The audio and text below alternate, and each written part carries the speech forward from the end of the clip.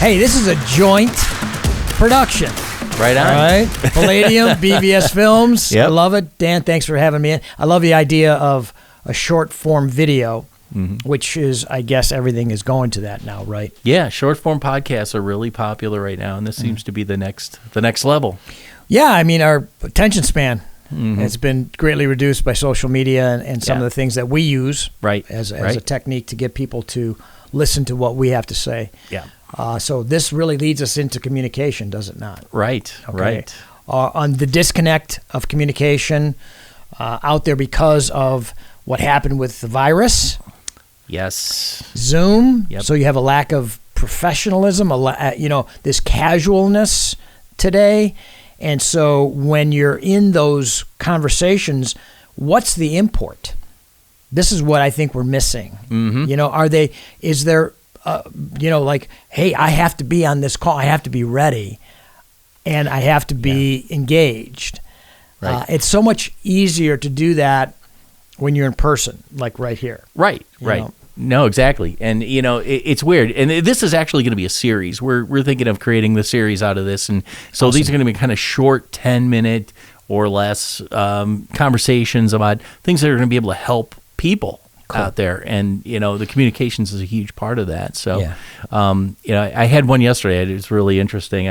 I was going to a client, and we went in, and I went to the door, and I rang the bell. And we set an appointment like a week prior, Sure. And I didn't think of this. This was my bad. I was going to make a call the day before. Hey, can we meet? But all of a sudden, this guy with a beard comes to the door, and he's like, "Who are you?" And I'm like, "Dan with BVS." Yeah. And he says, "Hold on, I'll go talk to the owner." And I've known this owner for 20 years, Sure. And he's like, comes back, he says, he doesn't know you. What? What? I'm like, all right. So I said, Dan from BVS. Oh, Dan from Jamestown. Dan Portik from Jamestown. Goes back. He goes, all right, come on in. And he comes in and he said, oh, Dan, how you doing? So it's like one of those things. Communicate. You have to communicate and talk to people and tell them exactly who you are and what you do because they don't remember, from the company's change. And there's so much coming at you. Right. So many different ways. Yeah. And so many different engagements that you have, maybe initiatives that you're doing. Right. So it's truly that fact. And then also, too, generational communication. Oh, shit. I mean, that'll be our next episode. Oh my God! Right? It's just the disconnect of that is stunning, and also too, I think that I don't know. I just don't want to be someplace that they don't want me to be at. Yeah. I just don't like that anymore. I want to go. I always say I want to go where I'm celebrated, or at least not tolerated. He's here. You know what I mean? Yeah. And I don't really have that anymore in my life. Yeah. And I think that's part of communication. So you're treating people you're teaching people how to treat you. Yes. And that's a big communication skill. Right. I don't like the term manage your expectations. No, pump them up for the expectations and then deliver. Right. And that's another communication, I think, lack of, if you will, or lack of skill, lack of knowledge, lack of talent, I think is the term maybe, being able to do that. But you can learn that talent. Yeah, and part of that I think is the way you train the people that you're working with or talking with, especially if they're like employees or subordinates that you work with, or vendors even. Right, exactly. You have to kind of show them how you wanted to be treated. Sure. Even customers, you get customers sometimes that I deal with. They want to work in the email environment or they want to talk in person. Right. And sometimes it's better to, if they want to talk in person, for us, for example, to have them communicate in emails. Yeah. And you kind of have to work the customer into understanding that you'll get more accomplished faster if you get me an email. Yes. That kind of thing. Yes. And, you see that with everybody, so. No question about it. And I think that's also important, right? Because time is money. Right. You have to be efficient. We only have so much time in the day business-wise. Yeah. And also, too, you don't want to waste time. I'm very time jealous. Yeah. I mean, at 66 years old, I don't want to waste a minute of my time left on this earth, Yeah. And you're going to, obviously. But, I just recently had to jettison a vendor. I'm looking to jettison another vendor, a long-term partner, one 4 years, another now almost 7 years. Yeah. Because of their lack of communication. Or when I asked them to communicate with one of my team members or a potential client, they were put off. Yeah. Like it was not just beneath them, but like, ugh, I don't want, and no ability to communicate, and then we're arrogant on top of it. Yeah, the entitlement world. So you were incompetent and arrogant. Yeah. It's a bad combination. It is, and I see that more and more. It's unfortunate because it, again, goes back to training, the way people grew up and, the way they were treated, it all ties together. Well, that's true. That's very, very true.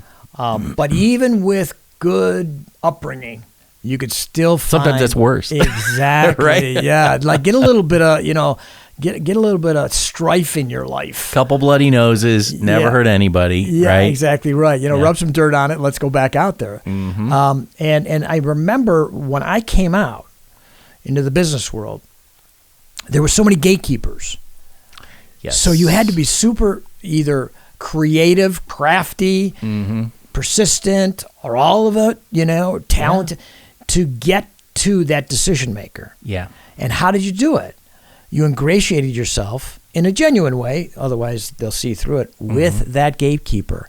And they, at times, were more important in the relationship than the actual decision maker. Oh, and the higher up they go, the more important that gatekeeper is. Absolutely. And the less you can see that person on the mountain, or get to them even, and they make more of the decisions too. Of course. Which is, and most people, and especially new salespeople, they'll go in and they think of them as they're just somebody I have to try to get past. But in reality, sometimes they're the people that pull all the strings. All the strings. And the big guy or girl or woman, they're just like, oh, great idea.